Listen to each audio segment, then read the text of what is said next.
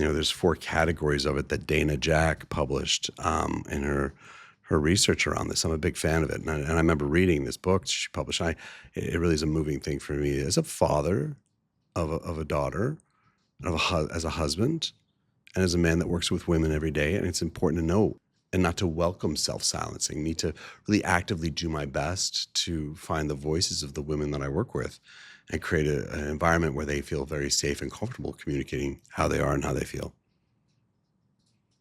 The things about self-silencing that you may recognize, you'll see, externalized self-perception, which means that when you only view yourself through the lens of how other people perceive you, you only see yourself in terms of how would they see you. It's an externalization of self. You're no longer looking in the mirror and seeing yourself through your lens of how you want to be.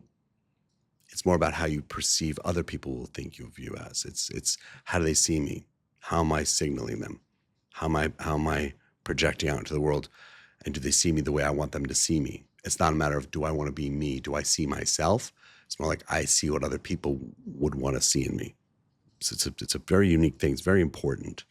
And so that's how you compare yourself with your looks, the types of clothing you wear, how you speak, how you move through the world, the weight that you carry, the work that you do, the children you have, the marriage, the family, all these things. We judge ourselves based upon how we're perceived by others in these areas. It's one of them. The other one is silencing the self. Is the actual term silencing the self is when you are, in order to preserve your relationship, you don't speak up. And that is so profound.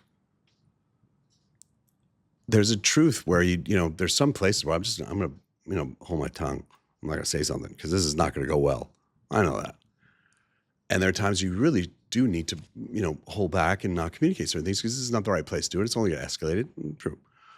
But if the whole tone of your life is that you don't speak your mind because you want to avoid any kind of conflict, because you're perceived as your values perceived on your being docile or agreeable, that's not healthy long-term.